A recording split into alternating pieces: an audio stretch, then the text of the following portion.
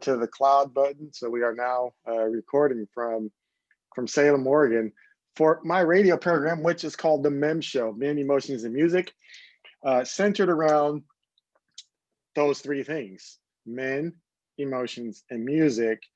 And generally speaking, how guys deal with tough emotions. It's not necessarily this. There's plenty of shows or plenty of content available about how to be a better man, a better fill in the blank, right?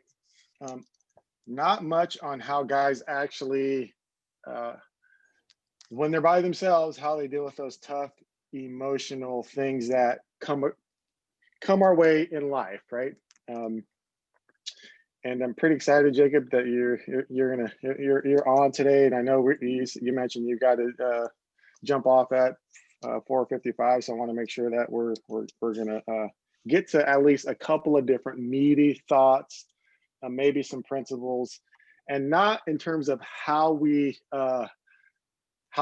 be a better. Okay, so it's not that. It's just how guys deal with emotions, because I think once we're able to handle some tough emotions, then some of those other things might make sense to us. I know that's kind of my case, but let's go ahead and do this. How about a brief intro on who you are, what you're up to, what you do for your vocation, and why, when I asked you if you wanted to be on the MEM show, that you were like, yeah, let's do this. No, I love it, man. I'll start with the last part. I feel like it's a super important topic, especially right now, as I think people are kind of forced to deal with uh, their relationships, their jobs, from a different perspective, and a lot of um, potential conflict have really increased in visibility, and we don't have as many outlets to be distracted. So I think that we're seeing a lot of people that have to kind of face conflict, head on, um, because there just aren't the same amount of outlets or places to distract ourselves. Myself, I'm a leadership coach and consultant. I really am just passionate about how important having impactful leaders is for an organization and a community. But even thinking being at home, and if you are, a leader that is able to inspire and uplift people, that helps the entire community. It helps the everybody on your team. They go home and they're better because of that. They go out in the community, they're better because of that. As opposed to having a boss or a manager who is really diminishing the value of somebody and is only bringing stress and is only thinking about how do I benefit from this relationship. You take that home and it completely changes everything. I think we all have worked for a boss that we wish handled situations differently. And you're stressed out at home, you're stressed out around your kids when that's the situation. Nobody likes going to work Right. and feel like they're doing a terrible job. So I'm just really passionate about that idea that there's probably no more impactful. Um, there's nothing I can do that's going to have a bigger impact on the community than help the leaders I work with be their best to grow their business, but also provide an awesome environment for everybody on their team. Okay, so you opened up the door to talk about leadership and being your best on the job, and if both are kind of stressful, then that makes life pretty miserable. Um, okay, so how do in what you do, what have you seen to be effective for guys, specifically guys? Not that this doesn't pertain to the gals, but specifically guys navigate through tough emotions while they're at work, because Mm, not all of our emotional cup, right, uh, is always about work. I mean, we're dragging home life to work, we're dragging work life to home, yeah. and having a space to, man, who do I talk to? I can't. I'm trying to think through some things, and it's really got me. You said it, distracted. Yeah. I think a couple of things. One is having somebody to talk to. I actually signed up Mhm. for to work with a therapist for the first time in my life, just because. And it wasn't. And sometimes people hear that and they're like, "Well, what's wrong? Is everything okay?" And I get that from people when I tell them, but it's more of a proactive measure of I know I'm ambitious. I have big goals for myself. I just want to make sure I'm doing everything I can to set myself up for success. I don't Yeah. want stress or depression or anxiety to start creeping in without being noticed, and I don't notice it until it's, impacting my family, impacting my children, impacting my business. I want to, have somebody that I can kind of talk through things and, make sure I'm in a healthy mindset from an emotional capacity, but also just from a problem solving and being able to, respond intentionally to situations as opposed to reacting in the moment based on how I'm feeling, or, how, or, acting out of an emotion itself. So I think, one, having somebody to talk to is just crucial. And it's going to be a different person for everybody. You might have somebody in your life, but if you don't, like, taking the time to find that person is important, and having support groups. I also think taking time out of your day and scheduling problem solving time. So don't wait until you have a problem to try to fix things, or until you realize something's a problem to try to fix things. But taking time out of your day to schedule just a 20-minute block of, I just need to think about what's going on. I need to think about, how I want to approach my day, how I want to approach my week. What did I learn from last week? It's going to allow me to grow and get better. Right. Yeah, I'm passionate about the idea of progress over perfection, and just, not being love it. critical Yep. of ourselves from where we're supposed to be, but just, how do we use each day as an opportunity to get better? And that's for me. I mean, those are two places I would really recommend people start: is one, finding someone you can talk to, and then two, scheduling time out of your day specifically for problem solving, even if you feel like you don't have a problem. Just like scheduling that time so you can be proactive and being intentional with your time and your. Yeah, yeah. I'm liking the way that sounded. Earlier during the year, I think it might have been back in March or April. I did two different interviews. One with a guy who's I've known for a bunch of years, and he's actually been seeing a therapist for about 10 years, and so that was a good eye opener, because uh, you're echoing some of the same things that he was telling me about going to see a therapist. Um, a therapist where you go and you pay money to spend time with somebody, so they help you think through, speak out, articulate, identify some identify some areas that maybe you're not able to put a word to, but man, you certainly got some strings on it for sure. um, and then Absolutely. after and then after that interview, I interviewed a psychotherapist from Florida. And so the two interviews, one was kind of, let me talk to a guy that's seen a therapist, and let me talk to one. And I have not hired a therapist yet. It's certainly on my radar to do that. Um, but now I don't feel so much taboo. Maybe that's the wrong word. Taboo about seeing a therapist, because man, maybe my head's screwed up, and it probably. I mean, it probably is at some points. Yeah. Yeah. I think just kind of accepting that fact, like we're all going through stuff, we're all struggling.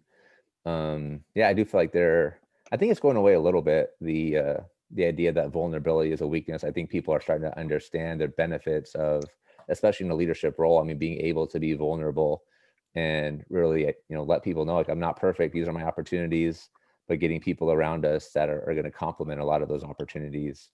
But it's specifically in the idea, or in the world of, hiring somebody for the sake of our own mental health. I mean, everybody should have somebody they talk to, regardless of the position. But especially if you have people that are reporting to you, because your ability to deal with your own emotions is going to impact everything about what they do. Because we're Yeah, yeah, different when yeah. we're stressed out, right? Oh man, we think we're maintaining a level, an even kill, but it's bubbling over with expressions, and maybe our intonation, or how we're short with people that we normally would take a little more time to hear them out, right?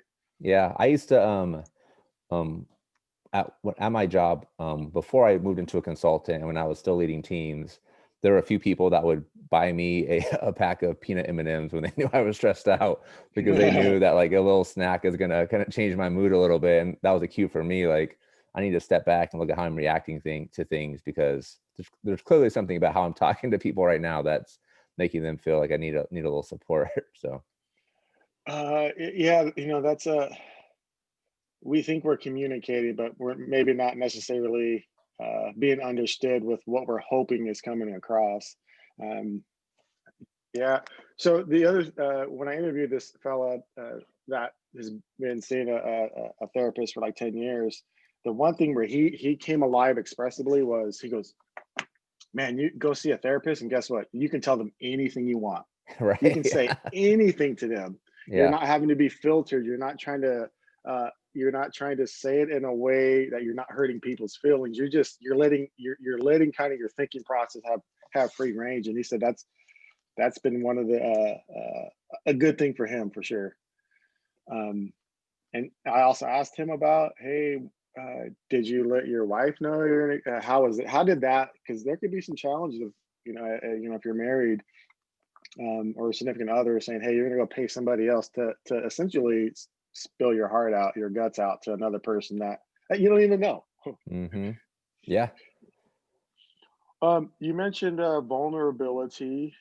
Now, some people think they're being vulnerable when they're sharing some flaws or they're um, well, basically sharing some flaws or some shortcomings. Now, if you're a guy, I'm a guy. How would a guy uh, express some vulnerability, but without feeling he's weakening himself just as a dude? I want to kind of chew on that one a little bit.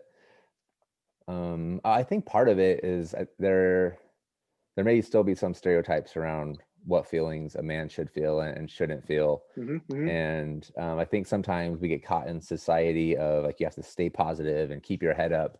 But in reality, like all of our emotions have value, right? And what's more important than Okay. expecting that you feel a certain way is just taking time to really think through and process how am I actually feeling in this moment, and then being curious instead of critical, instead of criticizing yourself because you're frustrated or because you're feeling sad about something and you feel like you're not processing this in the right way. Just really being curious about why am I feeling this way about this situation? Like, why does it seem like everybody else is moving on and is fine, but for me, like I'm still sad about this thing that happened 3 weeks ago, or I'm Hmm. still stressed out about my relationship when my partner seems like they're doing just fine.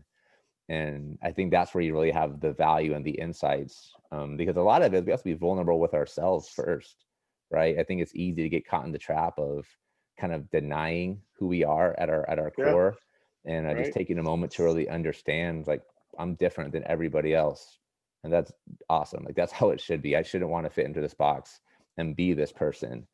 um, and if we're thinking specifically into leadership roles, I think a lot of the times we have the expectations of I need to act the way my boss does, when in reality, I'm going to be a different leader than they're going to be. If I'm at my best leading other people, I'm going to handle it a lot different because I have a different skill set. I have different life experiences. Um, and I think part of it is I'm going to handle emotions differently as well. Okay. Um, you said a comparison. So we're looking outward and we're comparing where we are right now to where somebody else is in their particular state of progress, state of mind, state of being. And maybe we're looking for we gauge somebody up here, like, hey, if I'm here, I gauge somebody up here, or I might gauge somebody down here. Um, but comparison, I heard it the other day. A friend of mine said, comparison is the thief of joy. Yeah. Yeah. That's powerful. Uh, Yeah, I, and especially man, because we're not comparing reality to reality, right? We're comparing there you everything go. about us to this social media presentation of who somebody else is.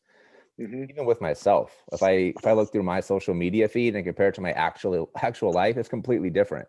Like my social media feed is presenting a specific message that I think is going to connect with people, because I want to help people, I want to inspire people, but it's not everything about me that's being put on there.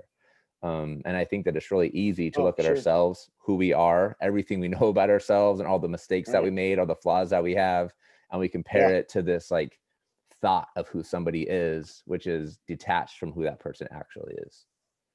Do you find that that's probably that idea is like growing exponentially, that most people are comparing themselves to what they see on a 4-inch, 5-inch screen? Yeah, definitely. I feel like I mean, I have kids and I'll post a picture of them and they're like, how many likes does it have? It's like you're 5 and 7. Like you should not be worried about how many likes. And how do you even know to look for that? Like where did that even come from? Um, and so I think that it is. And I feel like if you're lost in that reality where you're always comparing yourself and you have this idea that what you're seeing is real, then it can take you down a rabbit hole of just feeling worse and worse and worse about yourself, as opposed to understanding like what's actually happening, that people are trying to present themselves in a certain way because they're trying to grow a business, or they have a specific message that they're trying to send to their audience, Right. which can prevent progress, because then you don't want to take chances, you don't want to take risks, because you're going to fail, you're going to feel like people are criticizing you for being a failure, when the reality is going through that process is what's actually going to help you get better.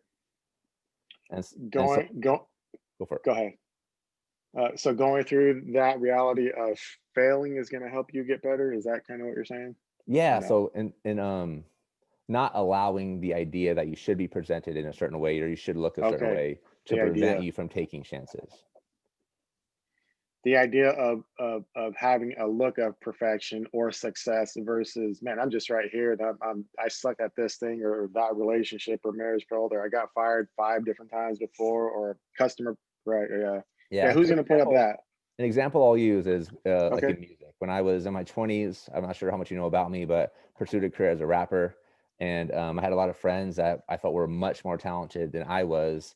They'd make music, but then like we get to that point where it's time to put something out to the public. And all of a sudden there was this fear, there was this resistance, and they didn't want to put it out because they didn't want to, be criticized. They didn't want people to think a Mhm. certain way about their music or about them. They wanted it to be perfect. In reality, like no music's ever going to be perfect. No matter who you are, somebody's not going to like that song. So being able to kind of get through the hoops or get through that mental block where it's not about putting out a perfect product, it's about putting out a product, building a connection with people, and getting better every single time. And a lot of that progress is going to come based off the feedback loop that you get when you put something out. And I know I'm taking this a few different directions. If you ever want to reel it back in, just let me No, know. no, that's good. I think we're covering some good things. That you mentioned the feedback loop, progress, putting it putting it out there. Um, we may have an idea that putting it out, right? Hey, let's present an image. This is what I want to put out, and the thing that I want to put out does not match the image that I've been putting out. So I'm not going to put my work out, my art out, my all out, my effort, my energy into this thing. Yeah. Um, it's crazy. That's a neat point because I just started. Well, I started sewing about 6 months ago. So I bought a machine, got the whole thing, and kind of messing Awesome. around. Yeah, it's Um, great. Go down to Joanna Fabrics and buy some fabric, right? And like, oh man, that's kind of nice. And they charge by the yard, so it's 3 feet by 48 inches or whatever. Get everything set up. You get a template. And you're like, crap. I don't want to cut the fabric because what if I mess it up? I'm gonna Mm, waste $20. So yeah. then you have nice fabric that's doing nothing. It's just a square of fabric, right? Man, that's a beautiful And analogy. um, and and it's still true today. So I found a way where I could practice. I can get reps in, right? I got to get my reps in. Got Yeah. to get time on the needle and do all that kind of stuff. So now I just go down to the thrift shop and I look for discarded fabric. I mean, it smells like mothballs, but I get to use it and I get to create, and that's helping with some of my confidence level. Love it. And so yeah, I bought a dress pattern the other day, and I bought some cheap fabric, and I sewed this dress, and it came out wrong. I mean, I messed up on some things, but I was like, you know what? This is a whole lot further than where I was. 100%. My risk is low, right? Because it's cheap fabric, and so I think when if I edge up my risk, I think my attention to detail Mm, while I'm working through the process might be a little more keen. yeah, that's an interesting note in self-awareness right there. Because for you, if the fabric is full price, I'm going to be paying more attention than if it's thrift shop fabric, because I'm kind of coming into it with the expectation that I'm gonna make some mistakes. That's interesting. I like that. Um, you've said a couple of different things, and we're kind of just jostling back and forth.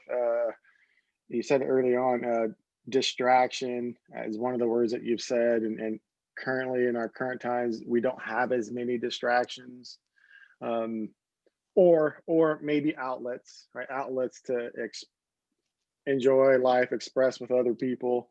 Um, Back in January, I did a show, and it was 3 ways.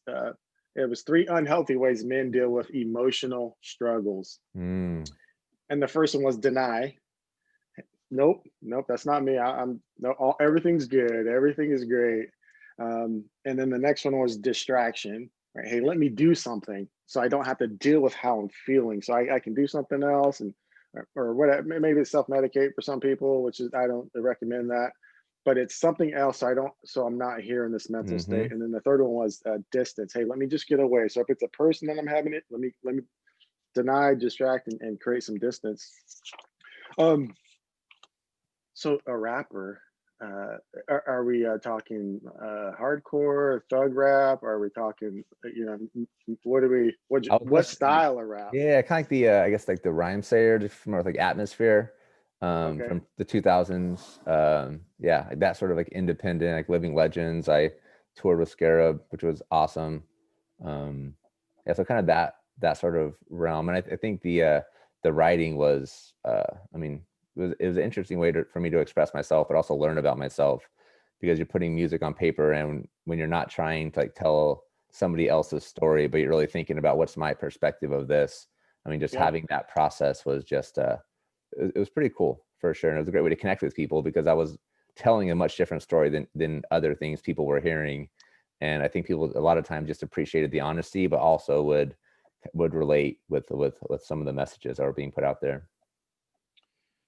Telling a story, not telling somebody else's story. What was your story? Being from Oregon, just being like a guy from Oregon, my song that was really the song that people knew, and people knew the song better than me, was called Oregon Homeboy. And it was really just a song about like Oregon's not that serious. You don't need to take it that serious. Like we just kind of, I was, a lot of people looked at it kind of like in the same realm as like an SNL type of rap where it's kind of satire. Okay. And I didn't intend for it to be that way, but I definitely understood it. It was a super lighthearted song. I just talked about how like Napoleon Dynamite's from Salem, and um, yeah. Okay. Right on. So Oregon Homeboy. That's the title of the track. Yeah, I took all my music off of streaming services, but the it's still on YouTube, so you can see the video I made in college is up Okay. there, so you can check it out. Yeah, it was fun. So, so you've had to wash that old life off the off all Yeah, kind surfaces. of. Yeah, there's some messages out there I'm not super proud of at this point in my life, Okay. and my kids Okay. are getting older, so I'm not sure if they want them to go back and like hear what Dad was talking about when he was 23 or whatever. But yeah, Yeah. I don't know. Who knows what'll happen in the future. I'm just also Okay. not a So fan of like the business model of Spotify. If you get paid, like artists make no money off of like all the streams on Spotify. So okay. yeah. Okay. So being that as it is, that's I mean part of your story. Um, how does it? So if your story is really difficult, right? Like your upbringing, and how would you talk to a guy, a leader who's kind of gone through this, but trying to communicate authentically, right? Hmm. Being vulnerable, but be authentic. Hey, I'm gonna communicate some parts that are good forward, but nothing behind me. But really, this stuff behind me is modeled or is molded me into this guy today, right? Yeah, I feel like the people that have Experience. gone through hard life experiences are the most humble and authentic, because they've had to go through. And of course, there's different scales, and there's certain things that are much more difficult to recover from, and everybody processes things differently. But I think generally, people that have gone through like significant life impacting experiences are much more empathetic to other people, because even if it's not the same experience, like they understand what it's like to go through something terrible. Where people that had a pretty easy life, I mean, sometimes you see them be more critical until something happens, and then they start looking back at past conversations and realize like I wish I would have handled that differently. And I think sometimes that comes with guilt, which is not always healthy, but it's good to process. For me, like my mom died when I was 12. She got brain cancer. Mm, She when I was very young, like 3 or 4. And then they did surgery. They thought it was good. It came back, unfortunately, and so she passed away when I was 12. So I grew up. My dad just took care of me and my brother, which I never really appreciated. Like what an amazing feat that was until now I'm older and I have kids. I start thinking about like how complicated and difficult that would be. Just everything. You're by yourself with 2 kids, and I was far from an angel in high school. I made lots of mistakes, and but he never gave up on me, which I appreciated so much. But just going yeah. through that and understanding that my experiences for Christmas and everything was different than everybody else who maybe not everybody else, but people that had that structure at home. Yeah. It kind of put Okay. things in perspective. So when little things happen that for Yeah. some people just throw them off balance, for me, it's Uh-huh. like, I mean, I'm still alive. I'm still breathing. This is not as big of a deal to me as it seems to be for you for whatever reason. And I feel like I process it differently because Okay. I've gone through some pretty significant impacts. Man, that makes for a tough growing up. With your mom passing away when you're a young guy and having some medical bills going on, and um, single dad raising you. And did you say you had another brother or sister? Did you Yeah, I have a say? brother who's 2 years younger than Okay, myself. Yeah. 2 years younger. Okay. Um, you ever talk with your dad and go back and say, "Hey, pops, man, you kind of not make amends, but like open up some of those conversations and try to show some honor that way?" Or Yeah, definitely. I mean, I try to support him any way I can now. okay, And yeah, just even just with those conversations of just like, I never really realized like how hard it would be. And then like talking through specific situations that he remembers very clearly. But for me, I don't remember a ton. But yeah, absolutely. I mean, hopefully, I show him how much I love him every day. And uh, yeah, okay, yeah, okay. that's actually why I have to Uh, jump off this call at 4:55. It's his birthday today. So we're going to jump over there and Oh, right on. Okay, make sure that's we no, deliver. that's great. Over the last couple of years, I had an encounter with a fellow a couple of years ago. He was an older gentleman, and he had said his dad paid for him to go through college, up through his master's, and he's a licensed architect in a bunch of states. And he goes, I never thanked my dad, and he was heartbroken because looking back, he's seen what his dad has put into him. So since that day, I tell you, Jacob, since that day, that made an impact on me enough that anytime I think of something, an outing or something with my dad, I'll stop, call him, hey pops, do you remember that time? Do you remember? And I say, I just want to thank you. Looking back, and man, I tell you what, that's made all the difference between me and his relationship. We've always had a pretty good relationship, but that's made all the difference. That's beautiful. And man, it's just so powerful. And I love to hear you talking about like the change that it made in your relationship just by that intentional, like 3 minutes out of your day to make that quick phone call, right? Like it's not a significant investment if we think about context of our week or, or even our day, like 3 minutes. Right. And I think beyond just family, like thinking of friends and people that we work with, just people in the community. And I mean, it's simple to send a text message like, hey, I just want to remind, like, really just let you know, I appreciate you. I see what you're doing. Goes a long ways. But even beyond that, like just picking up the phone and calling somebody and asking, how are you doing? Yeah. Like I've had some incredible conversations with people that started with just, how's it going? And like, you don't need anything? Like, no, I'm just calling to see how you're doing. And there generally is this reaction of like, if somebody's calling me, they Oh. must need something, right? Like, which sometimes it's true. Sometimes people Sure. call Sure. for that reason, but it's good to kind of flip that script a little bit and just remind people like, I'm just calling you to let you know I appreciate you. I just want to see how you're doing. I mean, like one call a day, that's 5 people's lives that potentially you're going to change. You're going to change their day just by making that quick 5 minute phone call, just by sending a text message in the morning, reminding them, I appreciate you so much. This is why. This is a specific reason why I appreciate you. Thank you for doing Yeah. that. Yeah. No, that's good. So leaders and acknowledging, you know, I think we've all seen it. A leader goes to some seminar, gets a coach, and then the next day they're acting kind of weird, right? They're acting completely different from what they were before, and they're saying thank you and they appreciate you, and you're like, oh, this isn't you. What's going on? It kind of seems like you want something from me, not you're genuinely uh, appreciative. How do you walk with leaders in that regard to genuinely appreciate uh, what their team is doing to support the organization? Yeah, so I'll talk about a couple of things here. The first Okay. is when you're hiring leaders, you need to hire people that care about people first. Like you can teach task management, you can teach how to facilitate a meeting, how to delegate, how to follow up. Like you can teach those skills, but it is almost impossible to teach somebody to care about people. And if somebody doesn't care about people, you need to question their motives of why they want to be in a leadership role because the majority of a leadership role is caring about people, right? If you're a people manager, Sure. half the role is managing the business, the other half is people.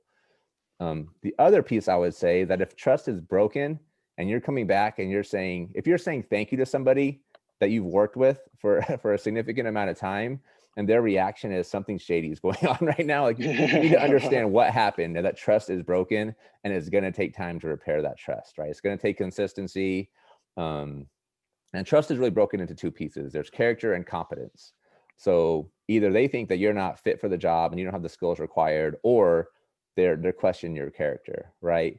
But doing simple things like showing acts of gratitude and letting people know that you recognize the value that they individually bring and contribute to the team over time can rebuild some of those relationships. But I think a lot of times you go to a seminar and you see somebody jumping up on stage and the music's pumping, and then you go back to your team and you're like, all right, I love you guys. And then they're kind of looking at you like, well, what about last week? You didn't love us last week. It didn't seem like, Like, and you expect that immediate gratification.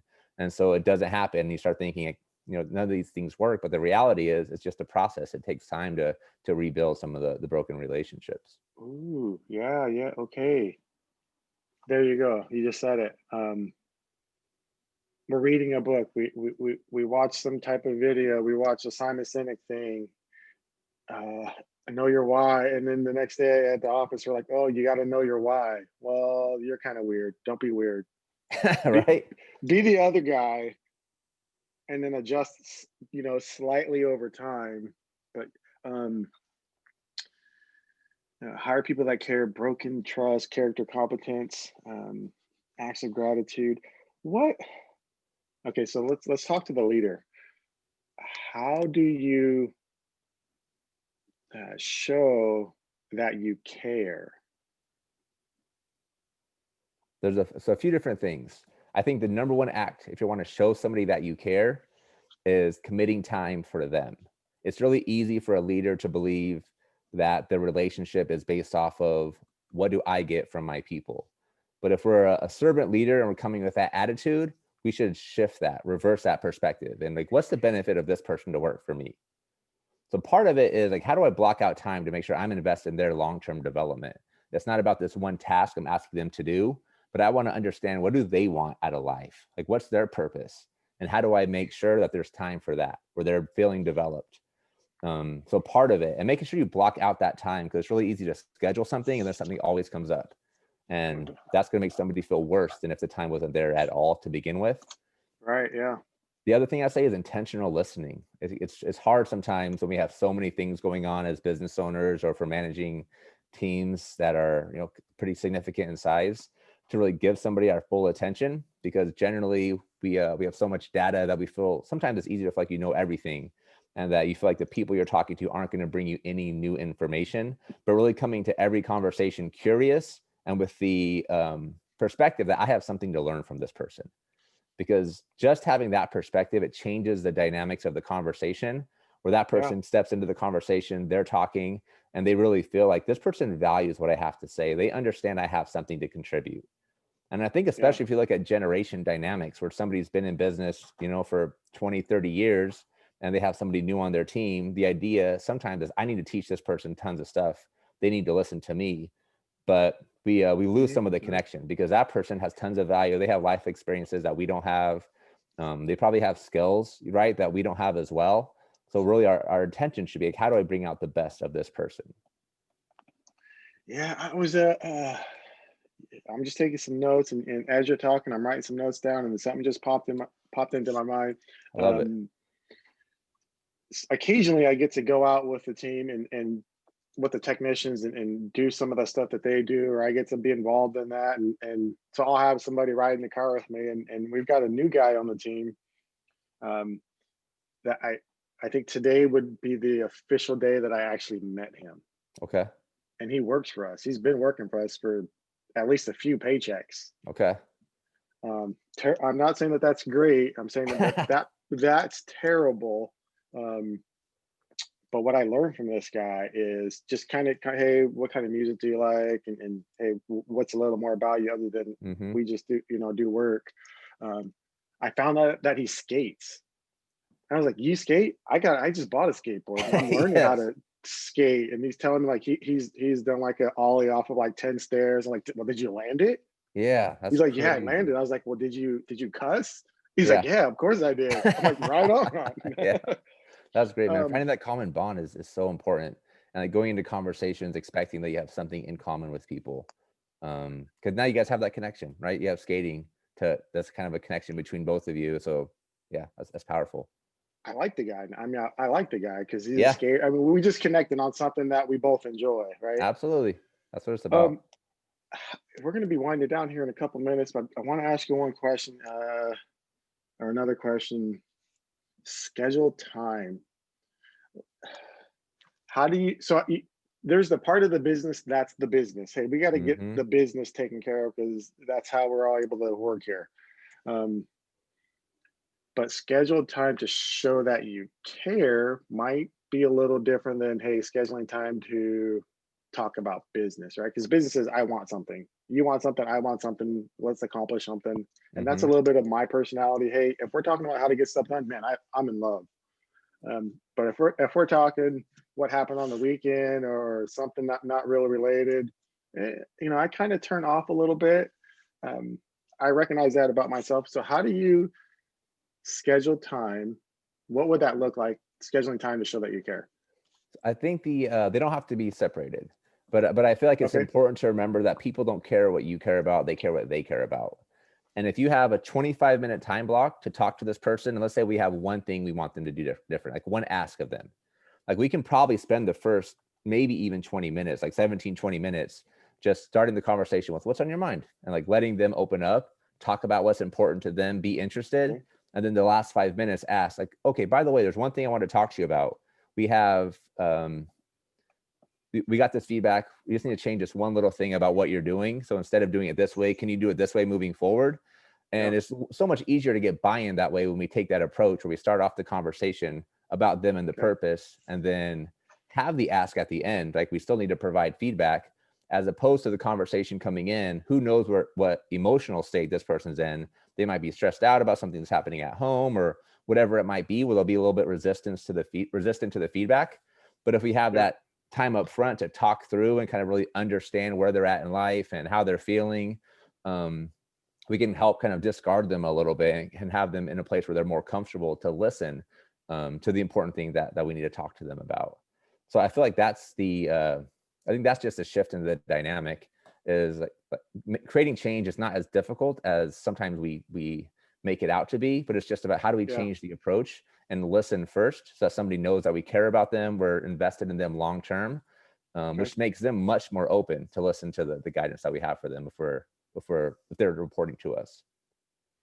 Okay. So organizational structure, you've got maybe an executive type manager, and then you might have a mid-level manager, and then they've got a couple of people subordinates under those guys.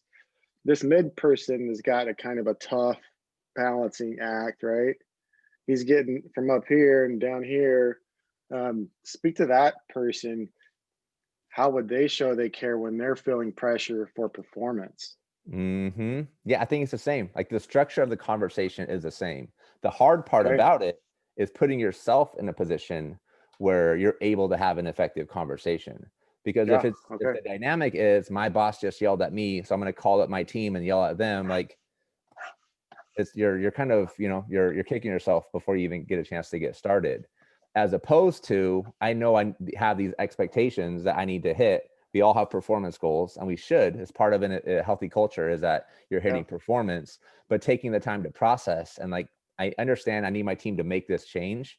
How do I create that? Because it's probably not by being frustrated and yelling at people, right? It probably is like taking the time to really listen to people and Yeah. then like, as one sort of a tactic. Yeah. There's probably some things that you have seen, I've seen occasionally, is that like dynamic of you're getting pressure and the initial reaction is to push pressure down line, right? Hmm. um, I've learned to wait. Nice. I'm gonna wait on this for a little bit so I come with the right heart to communicate the intent of the message in a Hmm. way that helps them feel like, okay, yeah, I care about you guys, and I care about the business. So how do we match these two things together? But uh, and I've learned that the hard way. I get it, they're getting it. Man, experience is the best teacher if we let it be, right? Like we've been there before. And you probably Yeah, even know enough that like this is a big deal right now, but if I sleep on it, like the conversation is going to change. It's not going to be as big of a deal tomorrow, but this is just like trickling downhill because of some incident that happened, yeah, right? yeah, 'cause yeah. We got to show both sides we care, right? We got to show the upper line, hey, we care, and we got to show anybody else we care. Then horizontally, we care. Yeah.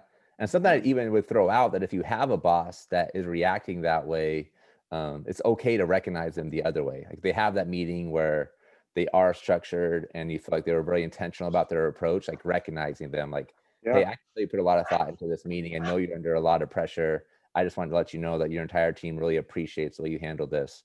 And like there's a strategic way to go about that where it is really recognizing it, because anytime that we want to reinforce, we want a behavior to continue, we want to recognize that behavior. recognize that. Yeah.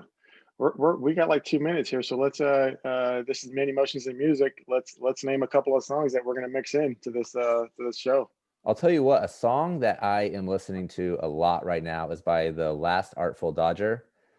And the song is Okay. called Better Safe Than Social, which definitely has kind of a COVID theme to the title. I think more to the title than the actual song itself. But Okay. she's actually from LA. She moved to Portland. She's back in LA, but she's somebody that's going to be on people's radar here in the very near future. Okay. But I also listen to Nora Jones. She's kind of my go-to.